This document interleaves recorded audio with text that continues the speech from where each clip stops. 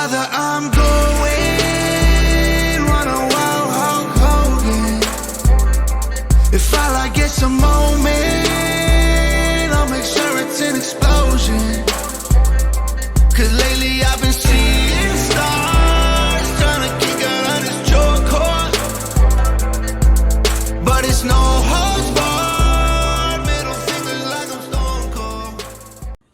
What is good, ladies and gentlemen? Welcome back to another episode of the Slap and Meat Wrestling Podcast. I'm WeTooDeep over there representing our Boston Celtics is DJWAVYD. Celtics going to the finals after sweeping the Indiana Pacers. Big facts. Big fact. And so whoever it is, whether it's Minnesota or Dallas, see y'all in the finals. I'm hoping it's Dallas because I like Luka. But I do want the Wolves to win another game or two. That way, Yeah. you know, give the Mavs a little bit less rest. mm-hmm. Absolutely. We got like 9 days before we play again. Yeah, something it's like like June 10th. It's not until June 10th. Yeah, it's crazy. But with that, we're going to jump on in. Before we talk about King and Queen of the Ring, we got a lot to unpack from last Saturday. As always, QR code in the bottom. I promise you, unlike the Wyatt 6, this QR code actually, you can actually get some fulfillment from it. And it supports the show. No tricks, no games, no cryptic messages. Just buy your merch, and it supports both of us and the podcast here. Links to the Discord, links to junkyardmediagroup.com, all in the description. So let's jump in. Let's get cooking as we start every week. This week, I kind of made it somewhat tough, at least for me. I want to see what you got creative with here. If you could book any WrestleMania main event using any wrestler ever in their prime, what's that match? I'm not going to lie. I stole a little playbook from Tony Khan, and I got a triple main event. Okay. All right, to start off, I got a Money in the Bank ladder match. Okay. An 8-man Money in the Bank ladder match. Oof. Ricochet. Okay. Seth Rollins. Ooh. Eddie Guerrero. Is this Chris Benoit. So WCW Guerrero, or like, what would you consider his prime? Prime Guerrero. I say when he won the WWE title. Okay. I mean, you could say like Latino Heat, like Okay. Monday Night Raw Guerrero when he was with China. You could say WCW. I look at like when he won the WWE title. Okay. Yeah, so Eddie Guerrero. Okay. Chris Benoit. Shelton Benjamin. Okay. Perk Angle. John Morrison. Okay.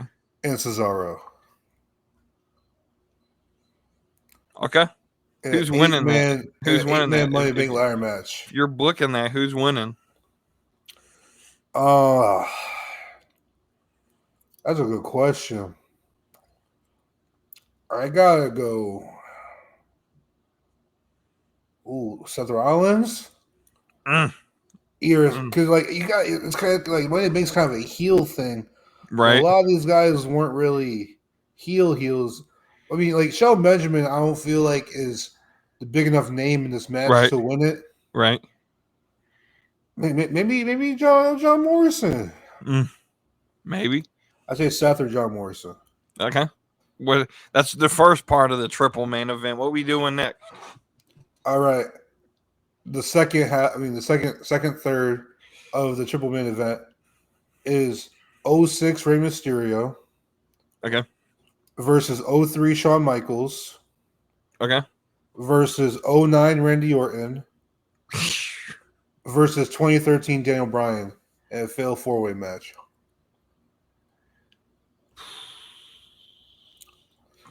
Okay. I like that. That one's tough. any of those, any of those could win that match. That'd be.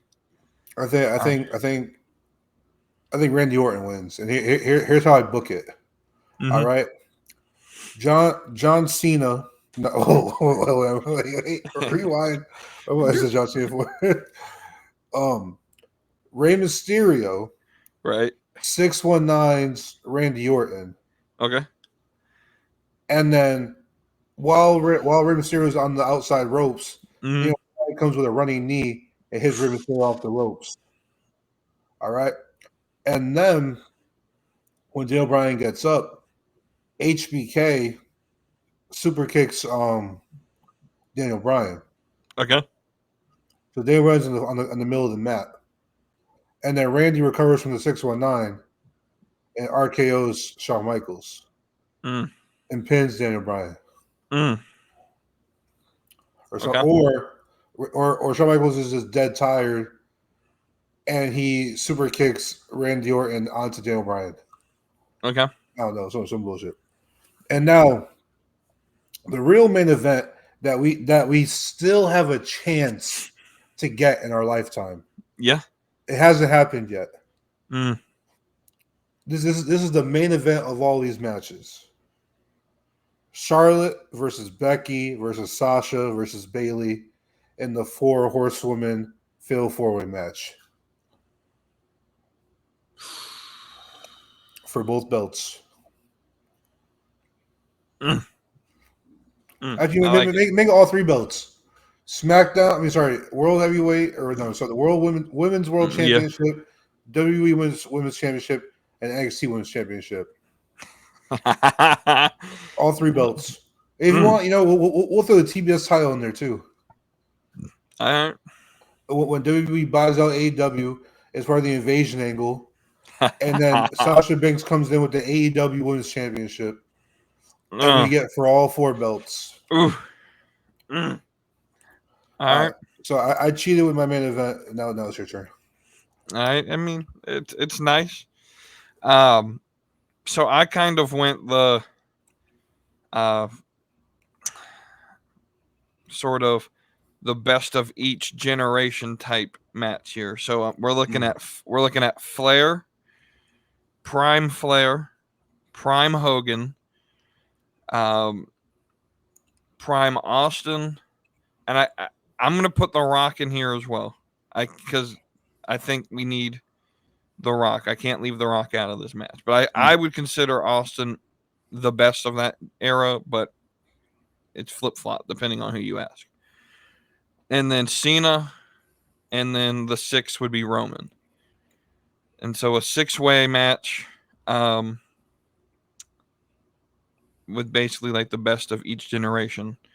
And I mean, it's basic, but I think that would be the greatest match of all time if we could get all of them in their prime. I mean, any special stipulation?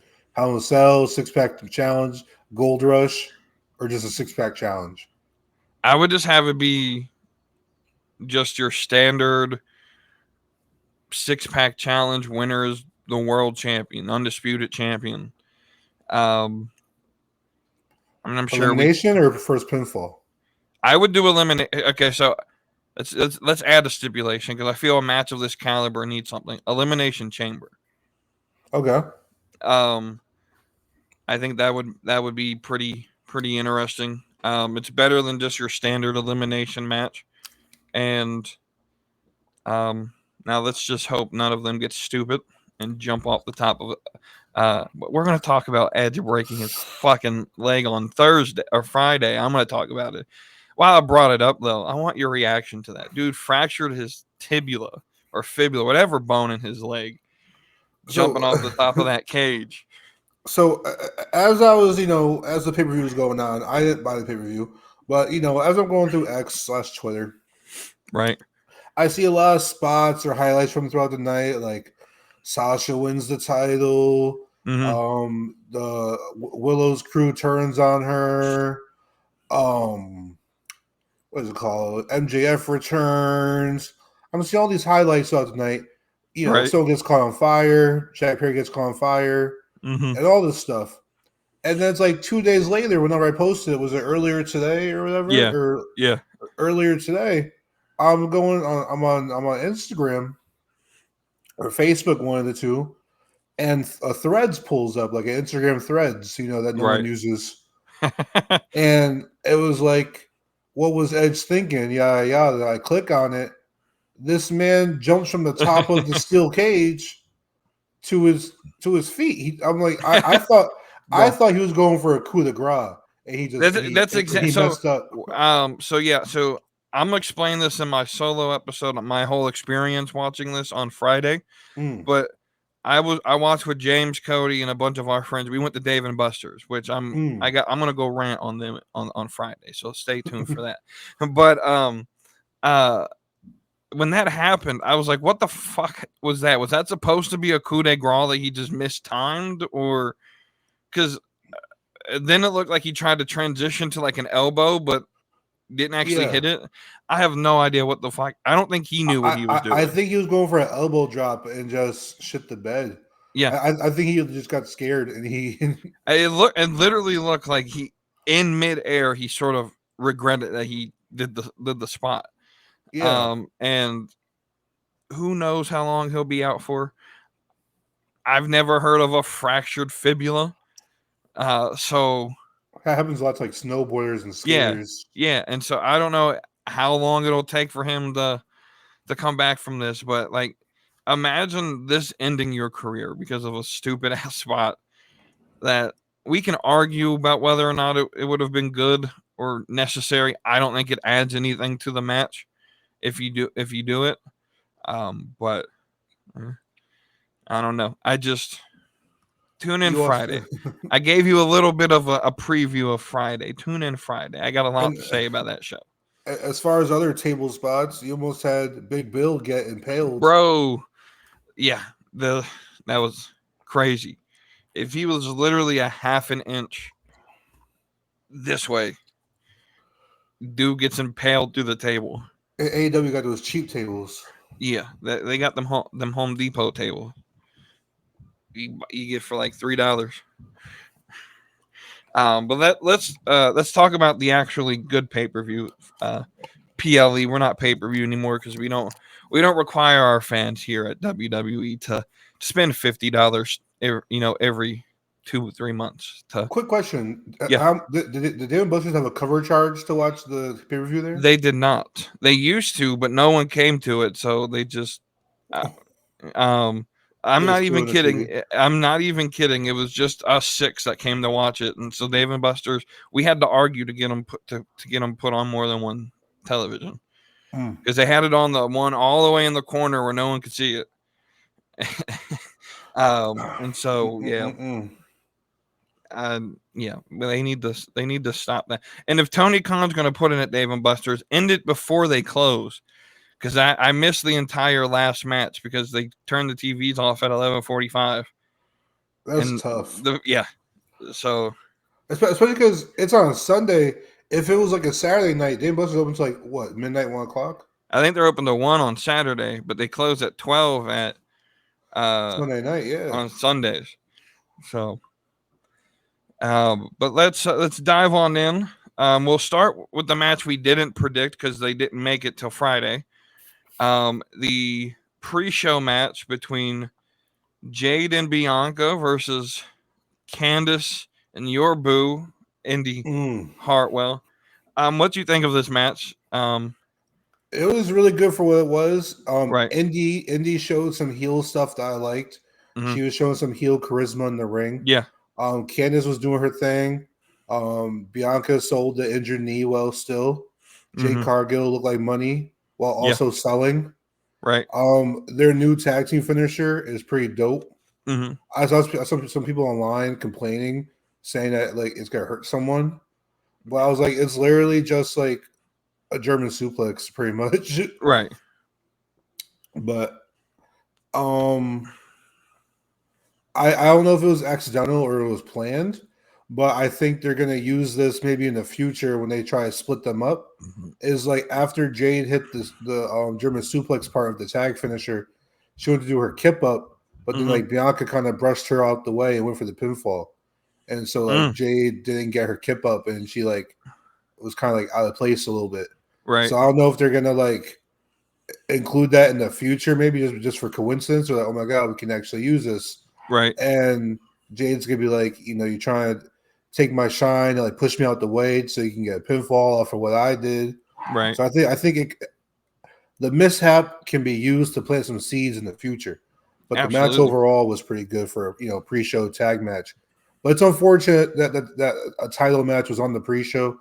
I don't like when title matches are on the pre-show. Right. I feel like it devalues the titles a little bit. But it was a last-minute match in Saudi Arabia. Right. So I personally feel this match should have been. I still think that they could have worked a way to put this on the main show.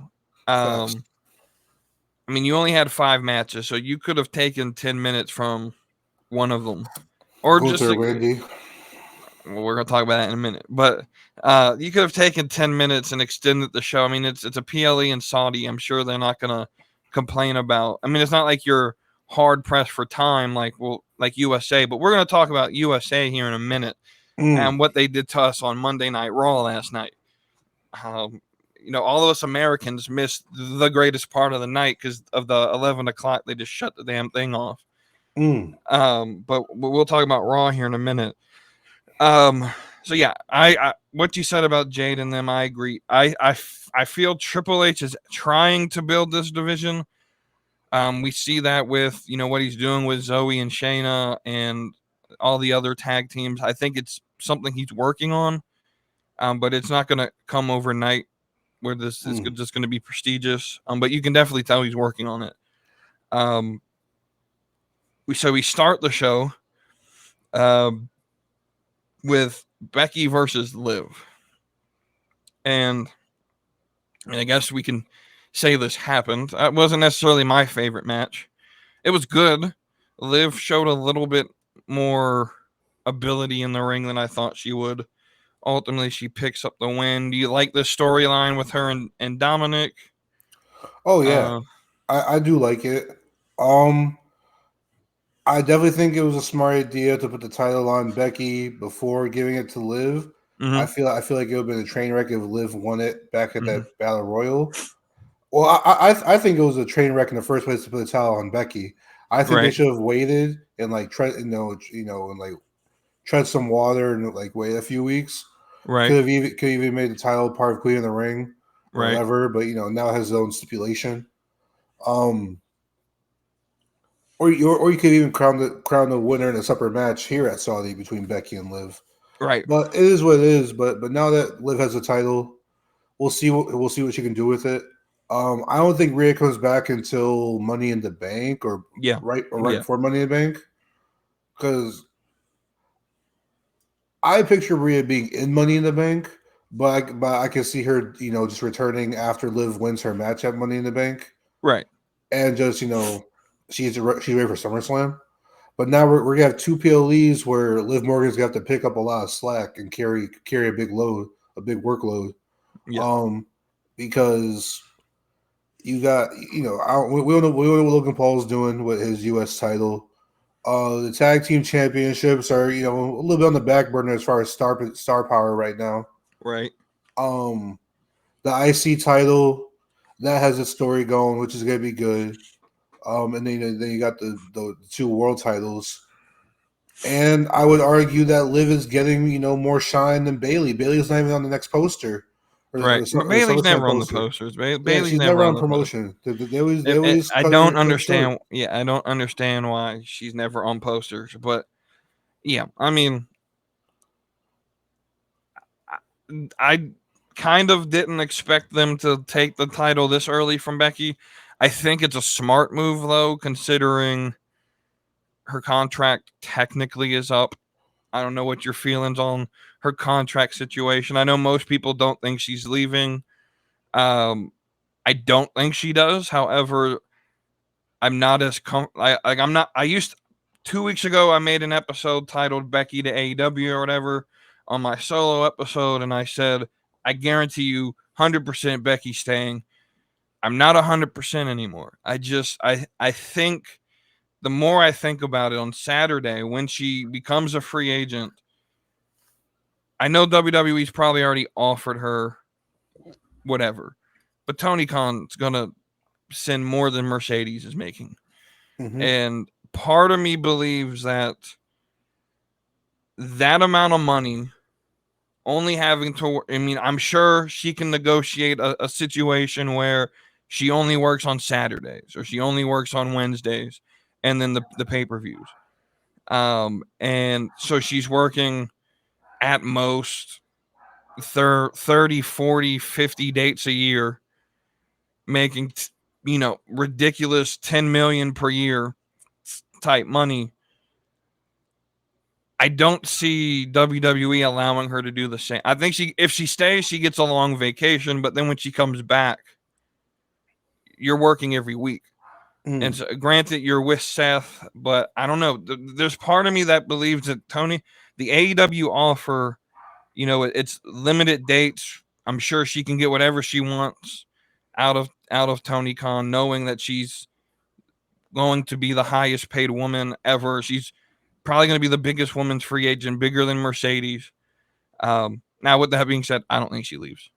So I think WWE is going to offer I don't want to say the same amount, but it's going to be ridiculous amounts of money to Becky Lynch. I really believe it. Now, if I was WWE, I would. Well, first of all, I think Becky's going to just take a vacation. Like if I were Becky, I would take a year, maybe 2 years off. I would say take a year off, come back at like Royal Rumble or whatever as a surprise entrant, or even who knows, take a year and a half off or 2 years off. Not this Royal Rumble, but next Royal Rumble. You know what I'm saying? Have some time, chill with your daughter, chill with Seth while he's out, recuperating. Even both of them, take a year off and like live your life a little bit. You know what I'm saying? I feel like right now, to correlate to like X-Men 97, like Seth and Becky are like Cyclops and Jean Grey. Right. You know what I'm saying? They're trying to go have a family while, hold down the fort, hold down the family. As far as WWE and Becky, as far as their contract stuff is going on, low key, I would put Becky like on a Legends deal for like a year or two. Like a non-compete Legends deal. That way she still makes money off of all her like shirts and likenesses and whatever documentaries they put her in or whatever promo work she does. And then, when she's ready to come back, you cut the Legends deal and put her back on that contracts. Well, like even I'm leaning towards that might be what they do, because what more is Becky going to? I don't see Becky being full time ever again. I just don't see it. I think she does value her family at this point in her career more than, because even before the last time she came back after she gave birth, like that was part of the reason it took her so long to come back, because she was still contemplating if she wanted to. So I can see them saying, okay, let's move you to a producer role, maybe to NXT, maybe some sort of training role where you work behind the scenes, and then at some big event you get in the ring, sort of like what Natalia does, or when Bubba Ray shows up on his Legends deal at WrestleMania, stuff like that. So I don't think Becky Lynch will ever leave WWE. She's going to be a lifer. But I honestly think this next deal may be just, let's move you to a backstage role, where you can still put people over. You can still be like a brand ambassador. We'll still use you for marketing, but we don't necessarily need you on TV, because there's really no place for her. She's done everything you can do. Yeah. In the women's division, there's literally no reason to have you on TV at the moment. And so what I liked about it is, if she's done for now, she goes out and she puts over Liv Morgan, which really needed someone to help get her over. Now, I don't think she's super over with everybody. But this story with her and Dominic is going to be pretty interesting. We move on to another interesting story with that IC title, between Sami, Bronson Reed, and Chad Gable. This was an interesting match. It wasn't the banger I thought it was going to be, but it wasn't bad. It just didn't live up to what I thought it could be. It definitely focused very heavy on the storyline of Otis. And so I think that's where they lost some of the in-ring. But what were your thoughts on this match? I'm not gonna lie, the match was a little bit forgettable, even though we're only Yeah. like 3-4 days removed. Right. In the moment, I enjoyed the match. I wish it definitely could have been better. It could have gave more. Mhm. I think it was definitely the right call. Mhm. As far as who won the match, they also put a little more tension between Gable and Otis. With Otis costing Gable the match. Mhm. And yeah, this goes into the Gable versus Sami match. Do we put it off until? Do we get that clash? Do we put it off until Money in the Bank? Is it big enough for SummerSlam? Do we maybe run like a trilogy or something? Right. I'm ready for this. Or do we get maybe a Chad Gable versus Otis match at Clash or Money in the Bank, and like winner Right. faces Sami at SummerSlam or something like that? There's a few different avenues we can go. Right. I do like the character that Chad Gable's getting right now. Absolutely. Especially the steps that they took on Monday Night Raw last night. Right. It was giving me low key a little bit of like Christian from AEW vibes, Mhm. almost like just disappointed father, Right. or like a heel father gimmick. In the crowd the past couple of weeks have started chanting like "You suck" at Chad Gable, and they're trying to give him that Kurt Angle push. Right. Like I want to see Chad Gable go on that Perk Angle TNA run. To just put a bunch of like 5-star matches, let him tear the house down. I'm not saying homie got to win the world title, but put the IC strap on him, have him tear the Right. house down against people like Ricochet or JD McDonough, and just have these give us these spot fest matches. I'm trying to see something crazy. Right. Absolutely. Yeah, Chad Gable, he's so easy to hate, which means he's doing his job correctly. And so we'll review that segment when we talk about Raw, but when Sami Zayn's music hit, I've never cheered for Sami ever.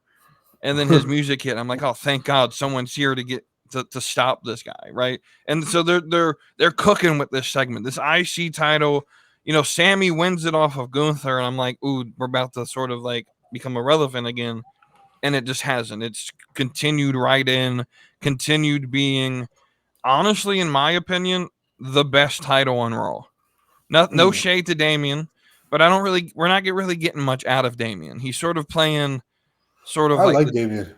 I like him. I like him a lot, but I feel like he's in between like 4 different stories right now. He's got everything going on in the Judgment Day. He's sort of, he's got the feud with Drew, but Drew's sort of more so focused on CM Punk. And so Damian's just sort of in between like 4 different stories. Well, he's the world champion. He's the face of the brand.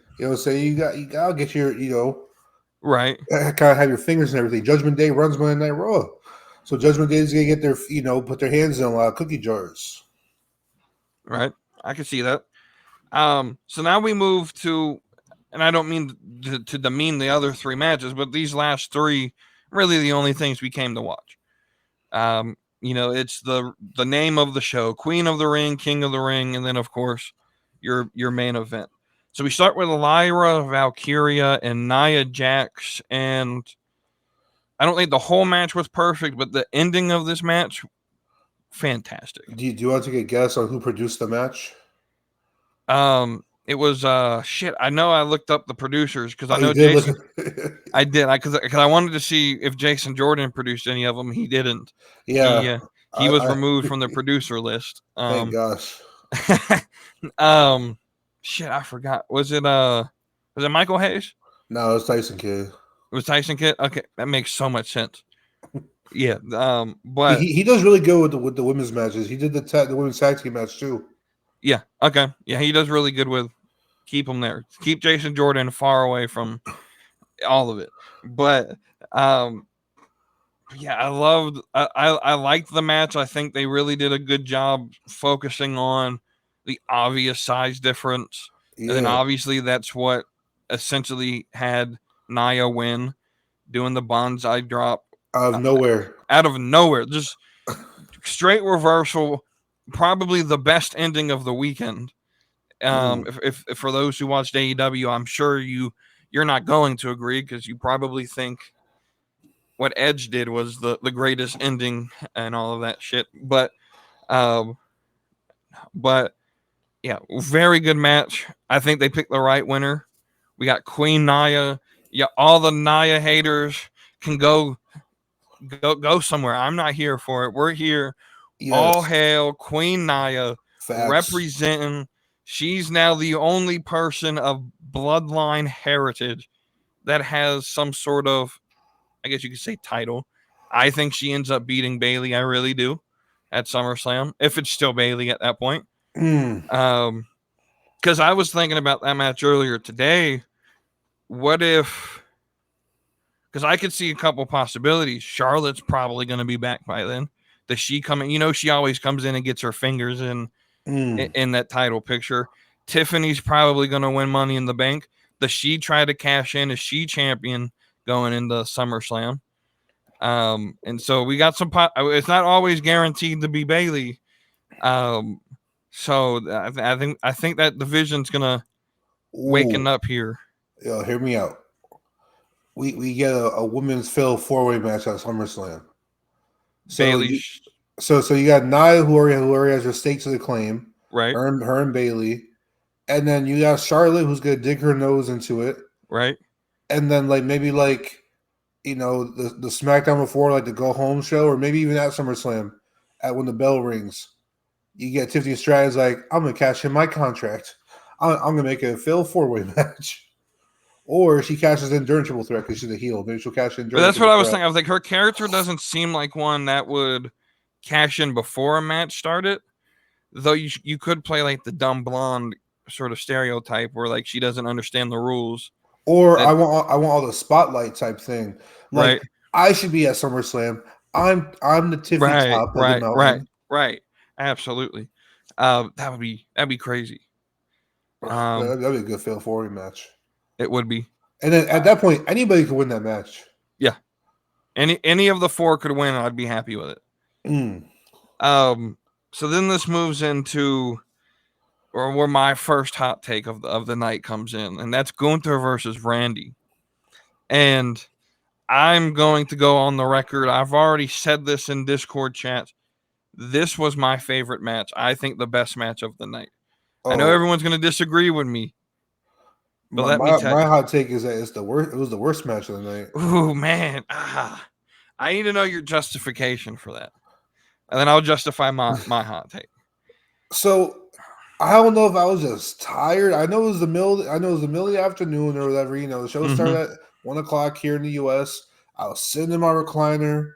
Saying the first 3 matches I was wide awake for. For the Gunther Randy match for the Discord, I was keeping a Gunther chop ticker. I was keeping a calendar for every time Randy took a chop, and I predicted that right. Randy only took like what? It was like five or 6 chops. I told you he wasn't taking those Gunther chops. You told me Gunther was going to lay in on him. I told you Randy was not taking those chops. But I was sitting there, and I just felt like we got a lot of really slow, methodical wrestling. Maybe I'm just a grandpa, or not even a grandpa. Maybe I'm just too new school, and I'm past the slow, methodical, like Triple H style of wrestling. I know you love Triple H, so you love slow, methodical, and I love Randy, but I feel like I love Gunther, but I just feel like knowing that Randy didn't want to take all these chops, that Gunther's offense was going to be not hindered, but it wasn't going to be like a Gunther versus Dragunov where they beat the shit out of each other.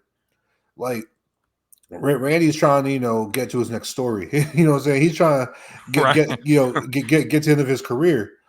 And I was in the process of rewatching the match while I was waiting for you, but I didn't get through. I only got maybe 3 minutes into the match, so I got sidetracked. So I didn't get to rewatch the match and maybe form another opinion or get persuaded or swayed. Right. But when I was watching the match initially in real time, I was just dozing off a little bit. It was boring. It was too slow. These guys kind of hit their spots. They told a little bit of a story, like how Randy got hurt on his knee Right. or whatever, and Gunther took advantage of that. But I think it's just Michael Hayes, because Michael Hayes really likes the slow, methodical story, matches, Right. where it's like there's like a story within the match where it's like injured Yep. limb or callbacks or whatever. When it came to Cody and Roman, I was really into that. It was main event WrestleMania. So I loved what Michael Hayes did, but Michael Hayes is definitely one of those slow, methodical, like, we're not gonna do all this flippy hoo-ha stuff. We're gonna like target a limb and work the limb, and it's gonna come back to bite you later in the match. I just, I think it was just, I was expecting more out of the two, but I knew I wasn't gonna get it. Right. So I want you to take every reason you just said, and that's my reasoning for why I think it's the greatest. So I know a lot of WWE fans don't care or don't understand the idea of there's the story that gets you to the match and then the story of the match. And that's Gunther's expertise, is once he gets in the ring, he's the best in the ring. That's the entire build towards this entire tournament. As much as people don't want to believe it, this entire tournament was built to get Gunther from the IC title to the world title as quickly as possible without it being awkward. And so I don't think, especially the casual audience, and this is nothing against them, but they don't understand the slow, methodical stuff that I do like. And so it's something about the European style, because Regal did it. And I really liked Regal's work when I was watching it as a kid. Like, I've gone back and watched some of Regal's stuff. Finley did it. Osprey does it. Dragunov does it. There's just something about that. It takes both the athletic ability that New Japan tries to push and AEW tries to push, and then the storytelling aspect that WWE tries to push, and it merges them together. And when it's done right, this is why I believe Gunther is one of the top 3 wrestlers on the planet, is because of his style. And so so understanding he wasn't going to be able to chop Orton, he was cerebral about how he attacked him. It was, I'm going to attack his back. I'm going to attack his leg. And that's the story within the match itself, that if you watch it and you pay attention to it, and that's the type of stuff that you like, not everyone's going to like it. And if that's the stuff that you enjoy, then this match was really good for you. And so, but it's also the, like, Randy Orton goes and he sets up the RKO out of nowhere, and Gunther just moves out of the way like he's done his homework on Randy. Like, there's a lot of people who would have just taken an RKO and have been like, okay, yeah, it's out of nowhere. That's what Randy does. But for them to push Gunther as this sort of the ring general, the best in the ring, it really added to that character. And so to me, this was the best storytelling match of the night, which is ultimately what I care about. This progressed Gunther as literally the king of the ring, more than any other match progressed really any storytelling. I know you're probably going to say Cody and Logan was the best match. Maybe it's because I don't understand why people care for Cody Rhodes. If you remove, and so we'll go ahead and transition to that match. If you remove all of the sort of Logan trying to play to the crowd and the cool camera shot of when he's about to jump on the table and they sort of 360 around him, and you remove the brass knuckles and him and Cole arguing and all of the hoopla around it, the match itself wasn't actually anything special. It was all the extracurricular that got people excited. And so for me, I can't justify that as the best. maybe the best moment. We're always going to get that moment from Logan Paul. I didn't hate it. I think they both put on a really good match. But as far as Logan Paul matches go, his match against Seth and his match against Roman were better. And so I didn't see anything real special about it. I like this match. Shout out to Shane Helms. Shane Helms and Michael Hayes did the match. Just a quick backtrack on Randy and Gunther. I feel like Randy didn't take as many high impact moves. I feel like it limited Gunther's offense because it's not like it's not like his match against Dom where he hit the ring post and then he lost the ability to chop for the rest of the match. He just decided not to chop just because Randy blocked it once. Right. So the idea was that he's not going to be able to beat Randy with the chop. So now he's got to figure out, and that's sort of the cerebral. Well, no, I feel like he could have though. So it's one thing where it's like, if you get injured and you gotta resort to other measures. So no, he blocked my chop one time. Now I'm never gonna go back to it again. So I think it's sort of like in sports, if Jason Tatum's not hitting from 3, which never really happens, but if he can't hit from 3, eventually you change the game plan. You stop telling him to take threes. You got to win another way. And so, or Steph Curry's in a game and dude's not hitting, he's going 1 of 10 from 3 from deep. You're gonna change the game plan. Now you're gonna give the ball to Draymond down. I wouldn't give the ball to Draymond anyway because it's probably gonna end up in a turnover. But you get the point. I think they could have win by a different. From my perspective, I think they could have got to the Gunther goes down a different avenue, but because his main arsenal got taken away, it just felt like they swerved away from what makes Gunther such an attraction from his main offense, and they really hindered him by putting him in the match with Randy, and they catered to Randy's style too much. I don't know. That was my point. I mean, that was my thought on that match. But before we move on, can we just give Gunther some credit? Dude could have personally killed himself slipping off of that rope, and he still managed to.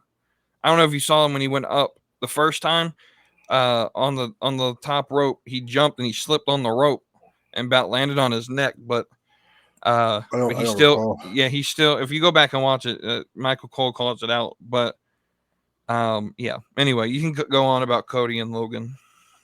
Oh, when it comes to Cody and Logan, again, when you were saying about the extra shenanigans and stuff like that, I like when the matches are, I guess you could call them overbooked, or when they have the shenanigans going on, especially when it's run to perfection and there's no botches, because then I feel like it takes a lot of skill to remember your cues, get your cues at the right time, make sure it's smoothly. It takes there's 5 of them incorporated in that, with the Logan, Cody, the ref, and his 2 friends or whatever. It took a lot to make sure that it was coordinated, especially with 2 guys who who know nothing about wrestling. They're just there to support Logan or whatever. And then you got the ring announcer or whatever who had his share in it. But even before we get to shenanigans, Cody and Logan had a really good match. They're both hitting their moves. Logan was still hitting his spots, looked like $1 million. The interaction with Michael Cole and Corey Graves set up some nice crumbs for the future. Whether we get Logan versus Corey Graves, or maybe Michael Cole gets roughed up, and that and then Corey comes to his defense or something. We get Logan versus Corey, or even Logan versus Pat, or something like that. I like how Logan interacted with the commentators who were right in front of him, and that got very tense. And Logan's a heel, so he promises not to bring the brass knuckles out. But lo and behold, he brings them out, and he uses them on Cody. Cody fights the adversity. It's a good story. We knew Cody was walking out of there with the title, right? But there was a split second where I was like, "Oh crap! Is Logan about to pull this off?" Right. And that table spot is always amazing. That the production value, especially with the camera shots, and that camera shot was Logan's idea, the drone shot, and it's just showing how Logan is like really adapting to this business as fast as like anyone within the last like decade plus. And I just think Logan is he's on his way up, and I can see him winning a world heavyweight title in the future. Oh, absolutely. I don't want to take away from Logan. I think if you take away, I guess you could say, I don't want to say it's overbooked because I don't think it was overbooked. I think it was booked perfectly. I just think when you take away all the extracurriculars that, while it adds to that match, the match itself didn't do it for me. And again, I think it just depends on what you like in your.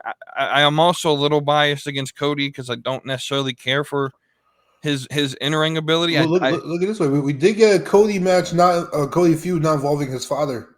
There was no mention of Dusty Rhodes this feud. Well, thank you, but I mean that's fine. I just, if they would have given it some more build, he would have found a way to mention it. I just personally, for me, and this goes on to, as we move transition, I want to talk about Raw a little bit. Raw, without a doubt, is the better brand. Without a doubt. I feel like there's actual things planned on Raw where SmackDown just feels Bayley's not being represented. I mean, Cody's going to be on the poster and he's the face of the company, but who's his next opponent going to be? Like, there's really no one else there. Does AJ get thrown in there? Is it going to be Carmelo? I guess we got to tune in Friday to take a look at it, but I feel as a whole, there's just Raw has. I'm assuming you're holding the 3 for 3 hours. Yeah, SmackDown is that third hour. And you brought this up, and I actually agree with you. Where it used to be, where when Vince was in control, that third hour just dragged. Now Triple H is using the third hour as a way of incorporating storyline. And if SmackDown had that, I think they would be able to do more. And so part of me, when SmackDown moves to USA, if I'm USA, I want you on my channel as long as possible. You're moving to 3 hours. Yeah. And I don't think it hurts the product, because Triple H is really good at developing these stories to the point with on Raw, like every time they flip a camera, we're looking to see what the fuck's happening in the back of the camera. To a point to where it feels like they're doing too much in the background. But that's always a good thing if you get your fans engaged. Because for me, it always felt like when Vince was running the show that I could sort of just watch in the background by listening to commentary and play on my phone. Now I can't do that. If I want to catch all the little Mike in the Discord was like, was that Alexa Bliss? I was like, what the fuck are you talking about? Because I wasn't paying attention to the TV.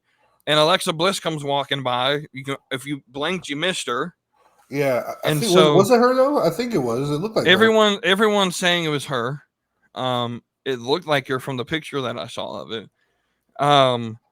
We got the Miz segment, which was fucking perfection.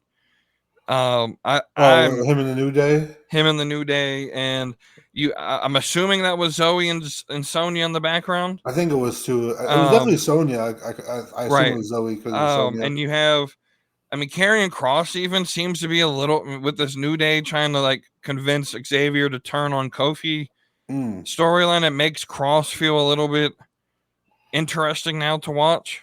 AOP actually won the match. Right. AOP finally won a match. I don't know. They're cooking on Raw right now. I'll say this way. They're the best show, but I know I've said NXT, like in the past, I've said NXT is the best 2 hours. That's more of like consistency. I know that 2 hours on NXT is going to be the same every week. Raw sometimes, it's very good this week, but next week might be very bad. Or mid. And so I think from a consistency standpoint, NXT wins without a doubt. But it's very easy to do that with NXT because you have all the super easy gimmicks to book. Not Whereas on Raw, it's a little bit more complicated. It's a different style audience. And then even if SmackDown gets that third hour, Right. like they have good wrestlers who could put on great matches, but since they don't have that hour slot, they're only getting like 9-minute matches where that match could really benefit if it was like 15.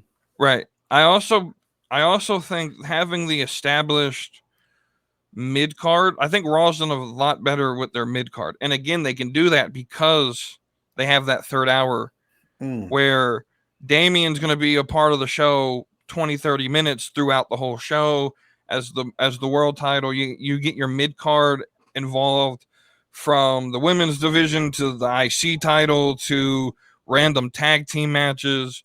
And so Raw's cooking. I think what makes Raw so cohesive is what you're saying with the Judgment Day, how they're involved in the main title picture. Mm-hmm. They're involved in mid-card feuds, where it be the tag team titles and stuff like that, or Gunther and them. And then they're also involved in the women's division with Dom being involved with Becky and Liv. Right. Whereas like on SmackDown, you got you got the Bloodline who are just involved with whoever they're feuding with. So you might get the start of the show and the main event. Right, and I feel like SmackDown's still being booked as the Bloodline is what sells, so we're only going to put that on here.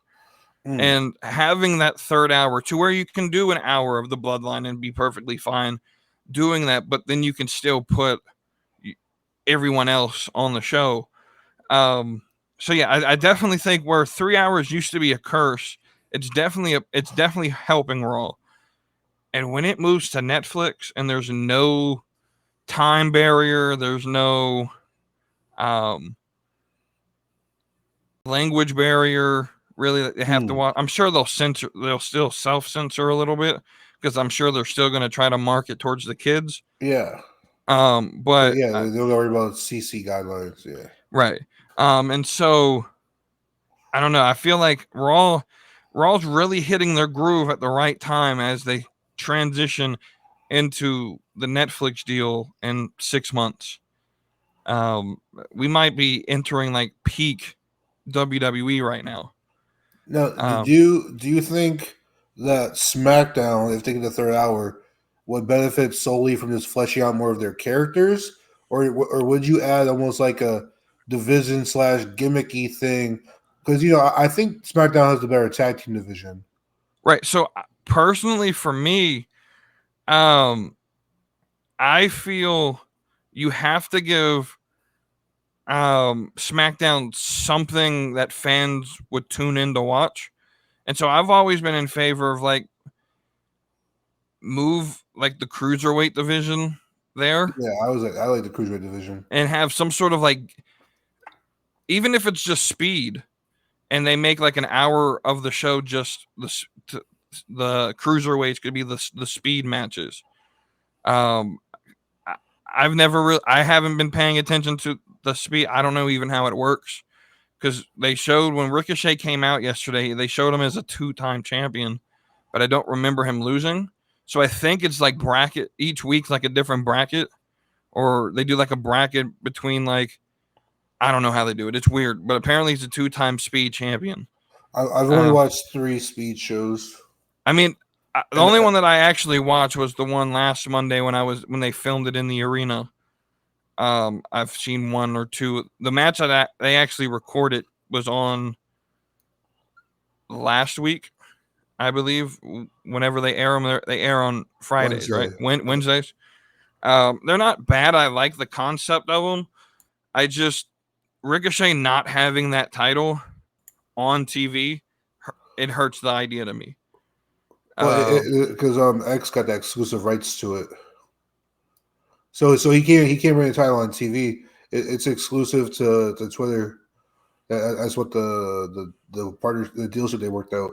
Yeah, it's kind of stupid, but I mean, I guess I get it, but I don't know. I just, whether it's the cruiserweights or if they make SmackDown like the exclusive home of the women's tag team division or something like that to make it, this is unique. You can only see this on SmackDown. they need to do something like that with that third hour, even if it's. I mean, I know this failed the last time they did it, but if they did like a more extreme, like underground style where this third hour from 10 to 11, I mean, when Shane ran it, Shane didn't know what he was doing. Let's just be honest. I think they could run that again. Especially with UFC being a part of the company now, having some sort of like fight club type hour or whatever at the end of each show, that you could put in, like, I imagine like a Dijak or something could be a part of it. Oh, he only has a 1 month left on his contract, and then he's up in the air. Interesting. I think he's probably gone, to be honest with you, but it's not. I say this not to disrespect him, but it's not like we're gonna miss him. He puts on decent matches, but that man go work. I feel like he would benefit from like a CM Punk led stable or faction. Absolutely, I've been saying that since CM Punk came back. Been saying that since CM Punk came back. Some sort of like voice of the voiceless type gimmick where Punk did all the talk. I mean, Dijak can talk, but if he just came in and was like the enforcer of this faction,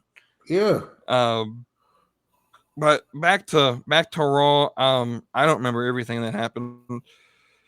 So we'll talk about some of the steel cage match between Liv and Becky. We'll talk about that. Before that, speaking of Ricochet, he was in a match with Dragunov, and Brawn Breaker came out and speared the fuck out of Dragunov. Yeah. Brawn Breaker. So I was always considering Gunther as winning Money in the Bank. He doesn't need it anymore because he has a way to the title. Braun Breaker's winning Money in the Bank. I'm convinced of it.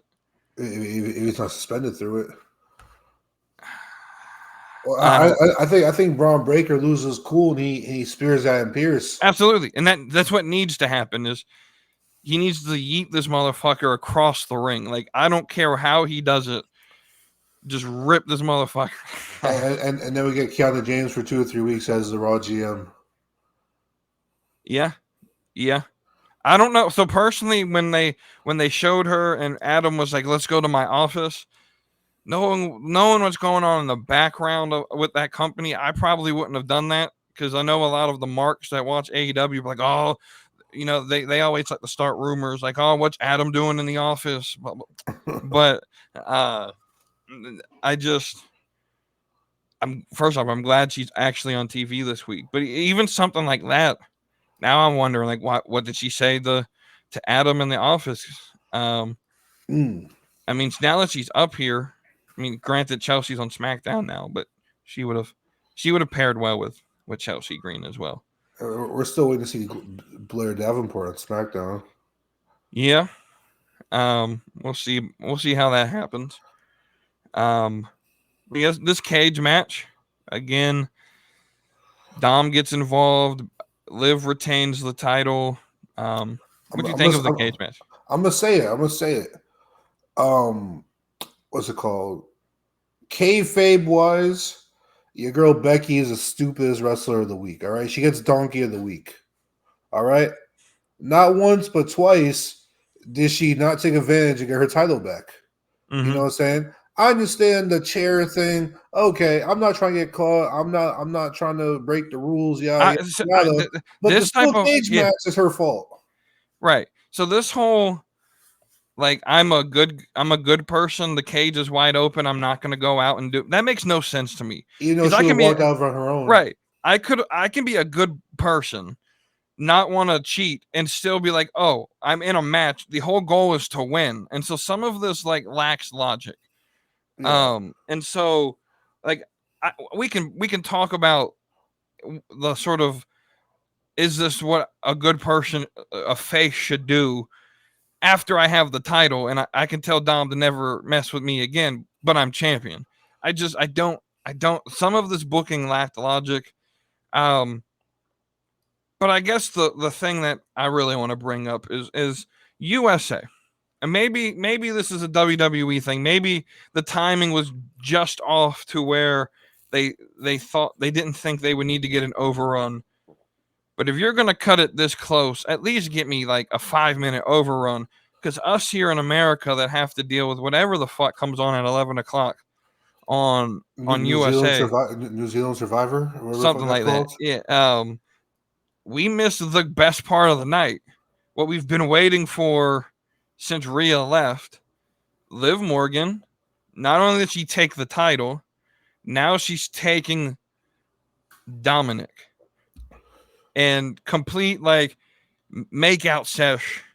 You know, next week, if they're not careful, we're going to have Edge and Lita in the ring again. Well, Dom looked like he was trying not to kiss her. It looked like he was trying to pull away.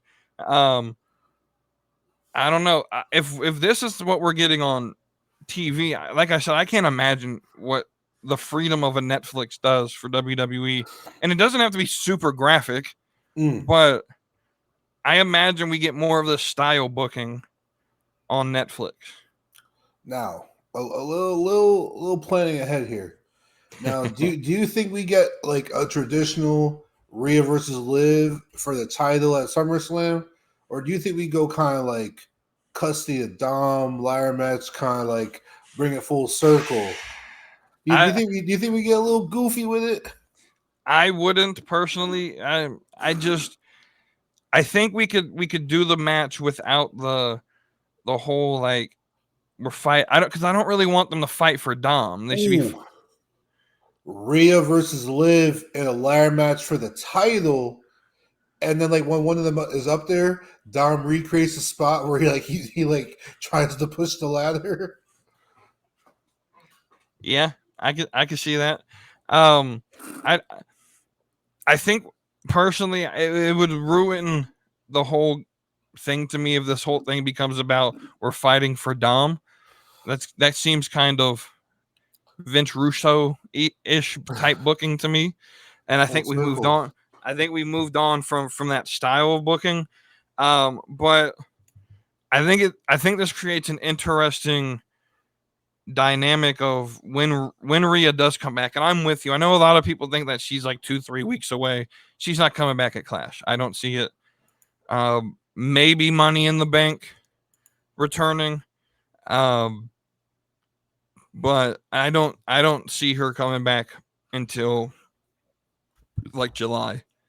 I would just let this sort of play out as long as you can without her. So I got kind of breaking news, I think. Oh God. So I looked in the Discord. Oh. I see a message from Mike. Jordan Grace is in WWE? Jordan Grace is in NXT? No fucking way. I read a rumor earlier today that they were someone that sort of checks in on the show before it happens. He said that WWE has something planned, but they're not giving anything away for tonight. Oh, Jesus. No fucking way, dude. That's crazy.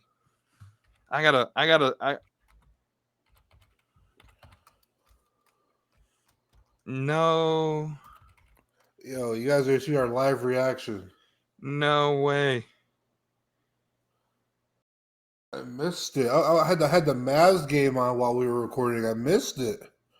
Jordan Grace is in NXT or WWE? Fuck yes. NXT. I know NXT's on right now, but did she debut or she just... Yeah, she's going to be Roxanne's opponent at Battleground. Oh, crap. Oh, my fucking God. This makes me... Oh, my God. Oh, shit. Let's go. Oh. We are mid-pod reacting to this right now. Wow. Let's go. This is what I'm talking about, people. Ava is the greatest GM. Look at this. Look at this right here. Proof right here. Add this here. I mean, Adam Pearce is a close second. But, whew. All right, so while we get our composure, let me pull up these questions from the Discord, and we'll send this one B Master got us some questions here. So the first one I had to ask for some clarification for. He said, if wins and losses don't matter, then what is the point of having all the NXT call-ups lose to the main roster? Would it not make more sense to have the rookies win against other people like that of AJ Styles and Orton? And he's basically talking about Carmelo Hayes. Like, would it not have made more sense for Carmelo to go over Randy? I'll let you answer first. What do you think about this? Me personally, I definitely think it would have been smarter for Carmelo to go over, and we got Carmelo versus Gunther at King of the Ring. I don't think Carmelo looks like weak or anything right now. I think he's still gonna be a player in SmackDown. I mean, also he's getting losses against like some good talent. It's not like he's jobbing out to like Cameron Grimes or like or like Austin Theory. He's losing to like first ballot Hall of Famers. Right. So I think I think Carmelo will be fine. Lyra, she got too many wins actually. Absolutely right. Like Lyra has too. She should not have been in that finals match. I've got one loss. Right. So for me, the reason I say wins and losses don't matter is in the end they really don't. So let's look at what Carmelo has done since he's been drafted. A loss to Cody, a loss to Orton. He beat Corbin in his in the first round. Yeah. And so it's not like he's fighting scrubs out there, like you just said. And so having Carmelo get brought up and then just have him, beating everyone that doesn't make sense. Because he's in a different. It would be like, oh, I have this G League player and he's killing everyone, but I'm gonna bring him up to the NBA and expect him to do the same. And maybe he does, but he's not gonna come out and tear the house down week one. And so I think you gotta let Carmelo build himself. And you definitely don't want him to beat someone like Cody, because then it destroys Cody's momentum as champion. I think Carmelo would definitely benefit if that U.S. title was more available. And that was going to be my point as well. I think SmackDown suffers from not only not having a mid-card, but they really don't have a mid-card because their mid-card's controlled by Logan Paul. And so while he's not like, I wouldn't say he's part-time, but he's not there every week. He's invested, but he's not like there all the time. And so it's really hard to put someone against them when they would have to carry the whole feud. So his follow-up to this then is, does Carmelo suffer from little man syndrome?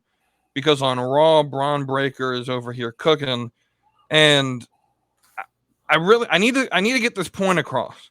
This idea that Brawn Breaker's huge is not true. Dude's 6 foot tall. Now that's bigger than the average.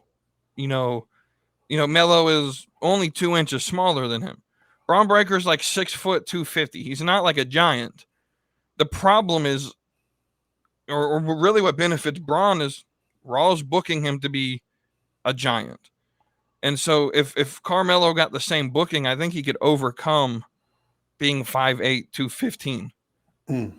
I mean, if you saw his booking in NXT, and even against someone like Trick, he's faced Dijak a couple times. Granted, his biggest feud, I would say, would be Braun Breaker and then Dragunov. And so it wasn't like he was taking on like Brock Lesnar, but it's hard to find someone that looks like Brock Lesnar anymore. Right. And so I don't think he suffers from little man syndrome. I think the perspective is that Braun's being booked like he's 6'5". And really what Braun's advantage is do with a running back in college that can run the ropes like 25 miles an hour. And so that's really what they're pushing. I mean, now when he does the spear, he runs across the ring like 4 times before he hits anybody. And so I think Braun's benefit is he's being booked to look strong, where I guarantee you if they did the same thing to Carmelo on SmackDown, it would be believable. Maybe you answer that. I got nothing to add to that one. He then asked us, what do you think about the Young Bucks' new sneaker? Garbage. There's a second part to this. So garbage. I mean, if you're willing to pay $100, I think it's what, 180. No. It was a 139 after tax. Okay, if you're willing to pay that for something, I mean, I guess they're fine, but I just they're online with other, like they're on the same par as other sneakers. Like, say if you get like a right. pair of like KDs or Lamellos or whatever, or Jason Tatum's or whatever, they're all around the same ballpark. Like the basketball players go to like 150. Right. Like, you know, so it's not like it's overpriced. It's overpriced for they're Young not, Bucks shoe. Right. They're not. I just want to know, like, who's the market for this outside of AEW fans? And do they really think they got that many like sneakerheads in their fan base that would buy this? They don't look that good. Right. I mean, they don't look good, but like what do they think people are gonna do? Because I promise you, if I go to a wrestling show and I see any of you, and I'm looking at you, James, because I know you bought some, fucking Mark. If I see you wearing, I will laugh. I really will. Step on them, crease them. I don't see the market for, like, there's definitely no resale value here, bro. They're for 10-year-old suburban kids who ride scooters on a skate park. All right, that's what they're for. So the Young Bucks, okay. And then this sort of second question to it is, if you would spend more than $100 on a pair of sneakers that were a wrestler shoe, who would it be? Rey Mysterio. I kind of figured you would say that. I feel like he would have cool sneaker designs. He has cool like shirts and masks and all this other stuff. So I'm be honest with you. I'm not a sneaker person. I sit here and wear fucking Skechers. So I wear Skechers and Crocs. That's literally all I wear. Honestly, I don't have an answer to this, but I guess, I mean, Randy Orton will probably have a cool one, but I don't know, like a snake themed shoe would be kind of weird to me. Unless it's like snake skin, like with like the RKO logo on it or something. I don't know, but maybe Triple H would probably have a cool design. Honestly, the Roman Reigns shoe looks pretty cool. I don't know. That one's too basic to me. I would have added something else to it. Because does it have the Roman Reigns logo on it? Or is it just like Jordan's it's just like the all color black scheme? Yeah. It's just all black with a little hints of red. So I don't know. Honestly, probably wouldn't. I don't spend money on shoes. Ever since I got the Currys, and I hate it. I got wide feet, and no one makes wide shoes anymore. Man, I got wide feet too. So there's that. That's all our questions we got. So we got Thirsty Tuesday. So let me pull up this bracket here. And then we'll end with the little new game that we started last week. If this bracket will ever load. It's Cora versus Indy, and then Jasmine versus Zelina. Right. That's our final four. So let's talk about it. We got Cora versus Indy Hartwell. This one's tough for you. It's got to be. As much as I want to say Indy, I gotta go Cora. She just like, you know. Yeah, overall, there's just overall baddie. Right. I mean, Cora got. Indy got a cute face. She had wife features.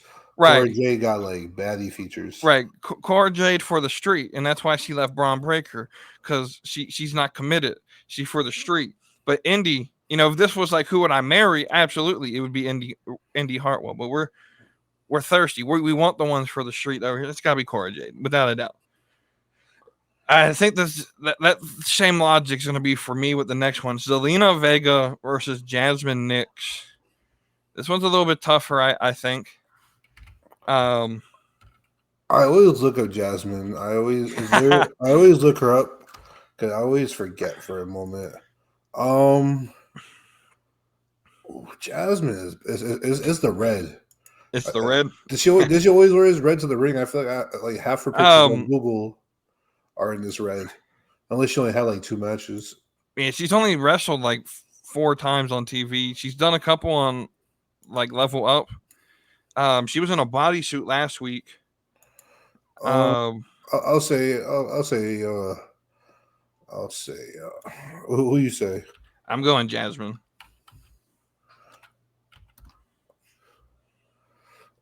I like the versatility of Zelina Vega. You know what I'm saying? Jasmine, she got a good look, but Zelina Vega is very versatile with her look. You know what I'm saying? Right. Different hair, different styles, different makeup. I gotta go Zelina Vega. You're gonna go Zelina? Mm-hmm. I can feel that. All right, so we're gonna post that in the Discord and see what they got to say about it. Have y'all go join it if you haven't. We'll have our finals next week. But let's end this one here. With the game we started last week. Basically, we're gonna flip flop each week. So I had to participate. So Wavy D is gonna play this time. So I'm gonna name out wrestlers. Wavy D can't speak until I name a wrestler that's better than the first person I name. So no speaking until there's a wrestler named that's better than, and we're gonna go Liv Morgan with this one. All right. So we'll start with we'll go Fallon Henley to start. We'll move on to Roxanne Perez. Oh yeah, Roxanne Perez. Yeah, you're gonna go Perez? Oh yeah. I thought I was gonna go a little bit further. Who's your next couple names? I was gonna do EO next, and then Dakota. Okay, EO's, yeah, they're both okay. All 3 are better. It's hatred on Liv over here. Then I was gonna end it with Becky because I know you don't like Becky. Oh, Liv's better than Becky. She proved the 2 matches in a row. All right, we're gonna pause right there. That's some cap. She proved the 2 matches in a row. She beat her 2. All right, so 2 matches in a row. All right, so next week he's gonna name out names. See if he can stump me here. See how long he can get this going. But with that, thank y'all for watching. Again, all the links in the description. Like, share, subscribe if you're watching on YouTube. If you're on podcast networks, leave us a review. Thumbs up, follow, get notifications turned on, share it with all your friends. And until then, we will see y'all on the next episode. Slap and Meat Wrestling Podcast. Brother, I'm going run a wild Hulk Hogan. If I like get a moment, I'll make sure it's an explosion. 'Cause